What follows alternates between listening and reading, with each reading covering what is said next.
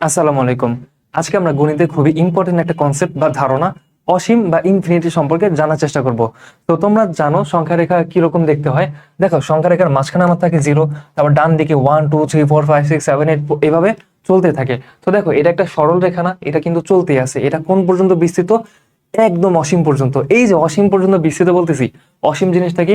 ধরো 1 2 3 4 5 6 7 8 এবার 10 কোটি 20 কোটি 1000 কোটি বিলিয়ন ট্রিলিয়ন এগুলো সব যখন আমরা পার করে ফেলবো, তখন কি একদম শেষের সংখ্যা, সবচেয়ে বড় যে সংখ্যাটা, সেই কনসেপ্টটা বা মানে একদম সংখ্যা রেখার শেষ, ঠিক আছে, সর্বশেষ সংখ্যাটা বা সবচেয়ে বড় যে জিনিসটা, ওটাকে আমরা কি বলবো? অসীম। ঠিক আছে, এটাকে আমরা কিভাবে প্রকাশ করি?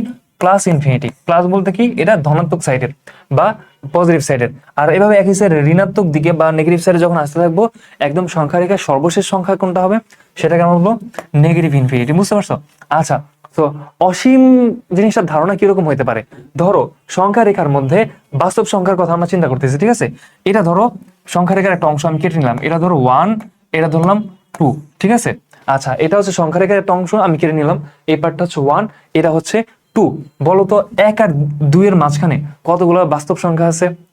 কেউ কি হিসাব করতে পারতেছো কতগুলা যে আছে? কেউ চিন্তা করবা? দেখো আমি তোমার বলি, ধরো প্রশ্ন করলো একের পরের সংখ্যাটা কত, একের পরের বাস্তব সংখ্যাটা কত। দেখো একের পরে বাস্তব সংখ্যা, একজন বললো 1.0001, আরেকজন বললো 1.0000, মানে অনেকগুলো জিরোর পর একটা 1। আবার আরেকজন কি করতে পারে, 100টা জিরো দেওয়ার পর একটা 1 দিতে পারে না? যে একের পরের বাস্তব সংখ্যাটা হচ্ছে 1, তারপর 000, তারপর আরো কিছু জিরো, আরো অনেকগুলো জিরো, আরো শত শত শত শত জিরোর পর একটা 1 দিল। তাহলে সেটা কি আরো একের কাছাকাছি আসছে না? তাহলে দেখো একের পরের সংখ্যাটা যে কোনটা, এইটাই তো তুমি খুঁজে পাইতেছো না। তাহলে 1 থেকে 2 এর মধ্যে কতগুলো সংখ্যা আছে কিভাবে খুঁজে পাবা? সো এটা সংখ্যাটা অনেক বেশি, ঠিক আছে। সো সংখ্যা রেখায় যে কোনো দুইটা সংখ্যার মধ্যবর্তী যে বাস্তব সংখ্যা সেটা কত? ইনফিনিটি বা অসীম সংখ্যক। আচ্ছা, তাহলে বলো পুরা বাস্তব সংখ্যার টোটাল সংখ্যা কত, মানে টোটাল বাস্তব সংখ্যা কয়টা আছে? এটা যদি বলে তাহলে আরো বড় প্রশ্ন হয়ে গেল না? সেই ক্ষেত্রে কি হলো, সেটা হচ্ছে সেটাও ইনফিনিটি। বুঝতে পারছো? মানে এইটাও ইনফিনিটি, ওটাও ইনফিনিটি, তাহলে কোনটা বড়? আসলে দেখো ইনফিনিটি কনসেপ্ট এরকম যে হচ্ছে তোমার, এটা তুমি ধারণা করতে পারতেছো না আর কি। বুঝতে পারছো? ইনফিনিটির ধারণাটা আমাদের মধ্যে পারফেক্টলি নাই। তো দেখো ইনফিনিটির কিছু আলাদা বৈশিষ্ট্য আছে, সেটা কি? এর সাথে যোগ বিয়োগ গুণ ভাগ করার মাধ্যমে আমরা ইনফিনিটিকে কিছুটা সংখ্যা হিসেবে তুলনা করার চেষ্টা করি। বুঝতে পারছো? মানে ওকে সংখ্যার কিছু ধর্মাবলী দেওয়া হয়। তো প্রথমে আসো, ইনফিনিটির সাথে যদি আমি ইনফিনিটি যোগ করি তাহলে কি পাবো? দেখো ইনফিনিটির সাথে ইনফিনিটি যুক্ত করলে বা হচ্ছে তোমার অসীমের সাথে অসীম যোগ করলে অসীমই পাওয়া যায়, তাই না? কারণ দুইটাই তো অসীম। অনেক বড় পরিমাণের কিছু একটা সাথে আরো বড় পরিমাণে কিছু একটা যোগ করলা, তো অসীম আসবে। কিন্তু ঝামেলা বাদে কোথায় জানো? অসীম থেকে তুমি অসীম বিয়োগ করলে, ফর এক্সাম্পল ধরো যে একটা মহাসাগর, প্রশান্ত মহাসাগর, ঠিক আছে। প্রশান্ত মহাসাগরে কত ফোঁটা পানি আছে? এটা কি একটা প্রশ্ন হলো? একদম অনেক অনেক আছে না? সো এই সংখ্যাটাকে আমরা বলবো কি? অসীম। বুঝতে পারছো? প্রশান্ত মহাসাগরের যে হচ্ছে কতটুকু পানি আছে, এটাকে আমরা কি বলবো? অসীম সংখ্যক, মানে অসীম সংখ্যক পানির ফোঁটা আছে। আচ্ছা, এখন বলো প্রশান্ত মহাসাগরের মধ্যে অনেকগুলো সাগর আছে না? ধরো প্রশান্ত মহাসাগর থেকে আমি একটা সাগর পরিমাণ, এক সাগর পরিমাণ পানি সরাই ফেললাম। সো এই যে পানি সরাই ফেলছি, এইখানে কতগুলো পানির ফোঁটা আছে? একটা সাগরে কতগুলো পানির ফোঁটা থাকে? অসীম সংখ্যকই তো থাকে, যদিও মহাসাগরের তুলনায় কম থাকে, বাট একটা সাগরের মধ্যে পানির ফোঁটার পরিমাণ সেটাও অসীম সংখ্যক। তাহলে আমি অসীম সংখ্যক পানির ফোঁটা থেকে অসীম সংখ্যক পানির ফোঁটা সরাই ফেললাম, ঠিক আছে। তাইলে বলো বর্তমানে মহাসাগরে বা প্রশান্ত মহাসাগরে এক সাগর পরিমাণ পানি সরানোর পর ওর মধ্যে কতগুলো পানির ফোঁটা আছে? ভাই ওইটার মধ্যে ছিলই অনেক বেশি পরিমাণে। তার মধ্যে থেকে তুমি একটা মহাসাগর থেকে একটা সাগর পরিমাণ পানি সরাইছো, বাকি যে পানি আছে সেটার কোনো মানে এফেক্টই পড়বে না বলতে পারো, কারণ পানির পরিমাণ এত বেশি। তাহলে সেই পানিতে কতগুলো ফোঁটা আছে? অসীম সংখ্যকই আছে। তাহলে জিনিসটা কি একটু ঘোলাটে হয়ে গেল না? অসীম থেকে অসীম বিয়োগ দিচ্ছি, পাচ্ছি অসীম। আচ্ছা, তো দেখো আরেকটা এক্সাম্পল দিয়ে আমরা বোঝার চেষ্টা করি। অসীম থেকে অসীম বিয়োগ করব। আচ্ছা বলো তো, অসীম তো সবচেয়ে বড় সংখ্যা একদম শেষে, ঠিক আছে, অনেক বড় একটা সংখ্যা। তো অসীমকে যদি আমরা অসীম থেকে যদি 1 বিয়োগ করি বা 1 মাইনাস করি, ঠিক আছে, সেই ক্ষেত্রে এটার সমাধানটা কত দাঁড়াবে? অসীমই তো থাকবে, কারণ এত বড় একটা সংখ্যা থেকে তুমি 1 বিয়োগ দিচ্ছ, তো অ্যান্সারটাও কি? অসীমই থাকবে। তো অসীম থেকে 2 বিয়োগ করলে সেই ক্ষেত্রে আমার কত থাকবো? অসীমই থাকবে। অসীম থেকে তুমি যে কোনো সংখ্যা বিয়োগ করো না কেন, অসীম থেকে তুমি যে কোনো সংখ্যা বিয়োগ করলা, সেটা কি হবে? অসীমই হবে, ঠিক আছে। তো দেখো এখন তাইলে আমরা আরেকটা জিনিস খেয়াল করতে পারি, এই যে অ্যালজেব্রা বা হচ্ছে বীজগণিতের সূত্র অনুযায়ী এই লাইন থেকে কি লিখতে পারি? অসীম মাইনাস 1 এটা সমান অসীম, তার মানে কি লিখতে পারি? অসীম মাইনাস অসীম। এটা সমান 1। আবার এইখান থেকে কি লিখতে পারি বলতো, এই অসীমটা এই পাশে নিয়ে যাও, এই 2টাকে এই পাশে নিয়ে আসো, ঠিক আছে কি অসীম মাইনাস 2 এটা সমান কি, সরি অসীম মাইনাস অসীম এটা সমান হচ্ছে 2, এটা সমান হচ্ছে 2। আবার এইখান থেকে কি লিখতে পারি, অসীম মাইনাস অসীম এটা সমান 3। দেখো আবার একটু আগে পাইছি এভাবে, দেখো এভাবে সবগুলা সংখ্যায় আমি লিখতে পারবো না। অসীম থেকে 100 বিয়োগ করলে 100, সরি অসীম, অসীম থেকে 200 বিয়োগ করলে অসীম, তার মানে অসীম থেকে অসীম বিয়োগ করলে 1 2 3 4 5 6 7 8 9 10 এমনি যে কোনো সংখ্যা হইতে পারে। আবার একটু আগে দেখলাম অসীম থেকে অসীম বিয়োগ করলে অসীমও হইতে পারে, বুঝতে পারছো? তাহলে দেখো অসীম থেকে অসীম বিয়োগ করলে কি কি হইতে পারে, এটা কি আসলে পারফেক্টলি নির্ণয় করা সম্ভব না। তো এই যে তোমাদের আমি একটা কনসেপ্ট দেখাছিলাম, শূন্যকে এখানে শূন্য দিয়ে ভাগ দিলে অনির্ণয় হয়, ঠিক আছে, ওই ভিডিওটা তোমরা দেখে আসতে পারো। তো এইটাও কিন্তু সেম কনসেপ্ট, দেখো মানে অসীম থেকে অসীম বিয়োগ করলে যে আসলে কোন সংখ্যার দ্বারায় সেটাই আমরা ধরতে পারতেছি না। তাহলে এটা কি হবে, একটা অনির্ণয় ফরম্যাট, বুঝতে পারছো, এটাও অনির্ণয়। তো দেখো আরো কিছু প্রশ্ন থেকে যায় যে অসীমের সাথে যদি আমি খুব শূন্য গুণ করি কি পাবো বলতো? অসীমের সাথে শূন্য গুণ করা মানে কি, অসীম তো একদম সবচেয়ে বড় যে সংখ্যাটা, ঠিক আছে, সবচেয়ে বড় সংখ্যা বলা উচিত না, এটা একটা কনসেপ্ট, মানে একদম শেষের দিকে। আর শূন্য আবার কি, একদম সবচেয়ে ছোট সংখ্যা। অনেক উত্তর দিয়ে দিছো, শূন্য যেহেতু একদম সবচেয়ে ছোট, মানে শূন্যই তো সর্বনিম্ন আর কি, ঠিক আছে, তার মানে এই দুটা গুণফল শূন্য। আবার অসীম যেহেতু অনেক বড়, তার মানে অসীমটা শূন্য হলে সেটা অসীমই হবে, মানে জিনিসটা হচ্ছে তুমি এটাও আসলে নির্ণয় করতে পারবে না, বুঝতে পারছো? অসীমের সাথে শূন্য গুণ করলে সেটা অসীমই আসবে, ঠিক আছে। আবার দেখো আরেকটা প্রশ্ন থাকে যে অসীম টু দি পাওয়ার 0, ঠিক আছে, অথবা হচ্ছে অসীম ডিভাইডেড বাই অসীম, এটা কত? অসীম ডিভাইডেড বাই অসীম এটাও তুমি মানে বের করার চেষ্টা করতে পারো, দেখো নির্ণয় করতে পারো কিনা। আচ্ছা, তো এখন একটা জিনিস সম্পর্কে আমরা দেখবো, সেটা হচ্ছে অসীম গুণোত্তর ধারার একটা জিনিস আমরা একটু দেখার চেষ্টা করি, ঠিক আছে। ধরো আমি কয়েকটা সংখ্যা যোগ করব, অসীম সংখ্যক সংখ্যা যোগ করব, কিরকম? ধরো 1/2 মানে হাফ, ইংলিশে লিখি, ধরো 1/2 plus 1/4 plus 1/8, sorry plus 1/8 plus 1/16 plus 1/32 plus 1/64। দেখো আমরা কি করতেছি একটু খেয়াল করছো সবাই? এই যে ফার্স্ট হচ্ছে হাফ, হাফের অর্ধেক কত? 1/4, 1/4 এর অর্ধেক কত? 1/8, 1/8 এর অর্ধেক কত? 1/16, তারপরে এভাবে চলতে চলতে কি 1/32, 1/64, এভাবে চলতে চলতে 1/128, 1/256, ঠিক আছে, 1/512, এভাবে চলতে চলতে একদম ইনফিনিটি পর্যন্ত আমরা যাবো, বুঝছো? এইভাবে চলতে চলতে কি করবো, একদম 1/ইনফিনিটি এই পর্যন্ত আমরা যোগ করে ফেলবো, বুঝতে পারছো? একদম সবচেয়ে শেষের যে সংখ্যাটা, এভাবে চলতে চলতে একদম শেষ মাথা পর্যন্ত আমরা যোগ করবো। সো এইটার অ্যান্সার কত দাঁড়াবে বলো? এটার অ্যান্সার কত দাঁড়াবে? আমরা কি বের করতে পারবো? পারবো। দেখো কিভাবে, ধরো 1/2 প্লাস 1/4 প্লাস 1/8, ঠিক আছে, এই যেভাবে চলতে চলতে যে অসীম পর্যন্ত আমি নিলাম, এদের যোগফল আমি ধরে নিচ্ছি x, ঠিক আছে, ধরে নিলাম কি এদের যোগফল আমার x।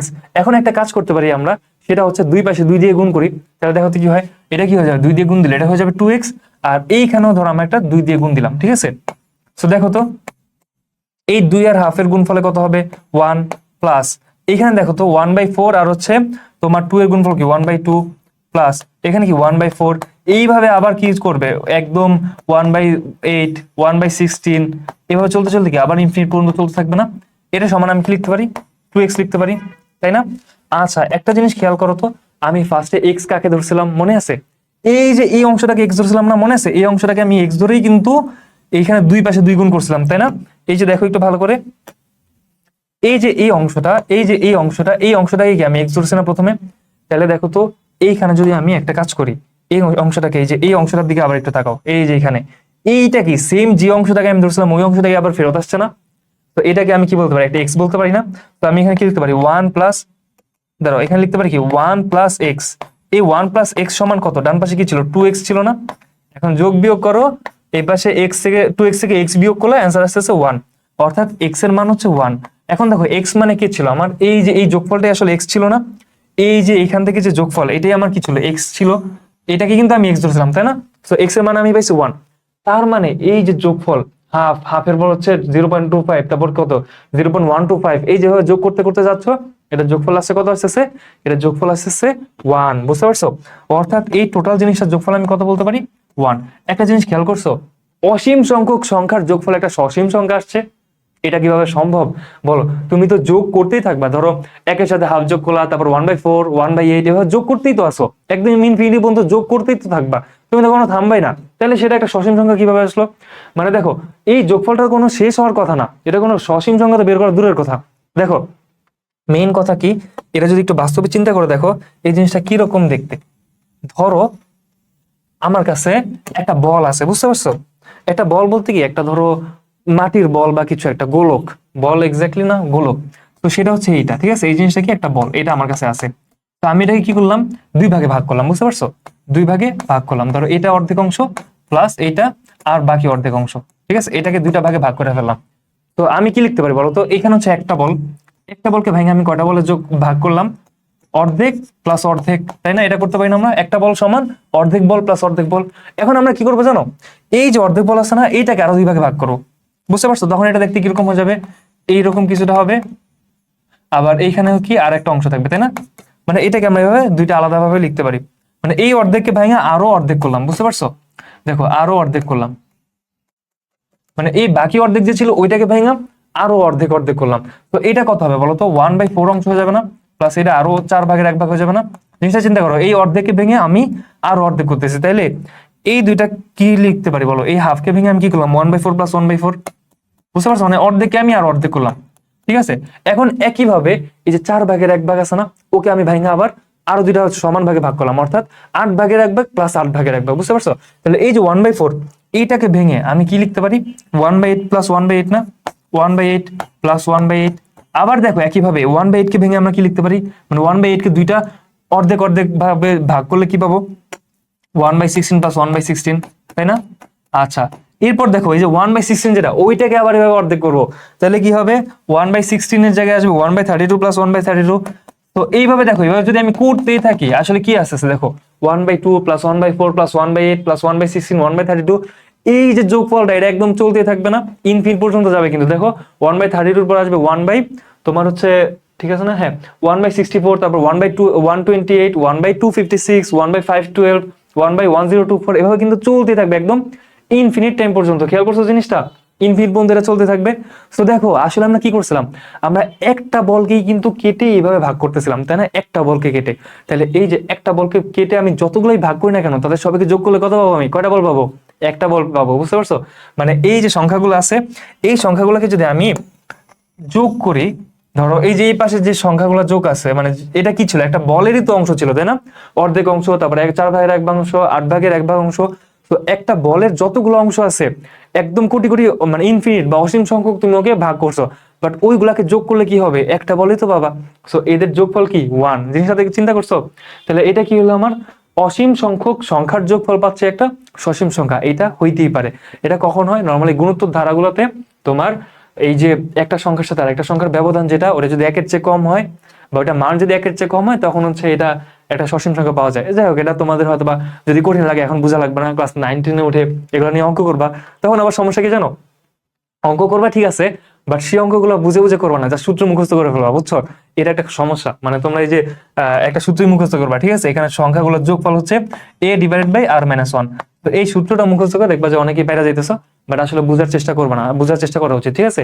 চেষ্টা করবা অঙ্কটাকে একটু ফিল করে করার, ঠিক আছে? একটু মানে সুন্দরভাবে বুঝে বুঝে করা, দেখবা তোমার নিজের মনও ভালো থাকতেছে, অঙ্কগুলো মজাও পাইতেছো, প্রেশার লাগতেছে না, ঠিক আছে? আচ্ছা, সো আজকের লেকচার আমাদের এইটুকুই। সো আমরা নেক্সট দিন আবার আরো অন্য একটা টপিক নিয়ে কথা বলার চেষ্টা করবো ইনশাল্লাহ, যেটা হয়তো বা তোমাদের ইনশাল্লাহ অনেক ভালো লাগবে আশা করি।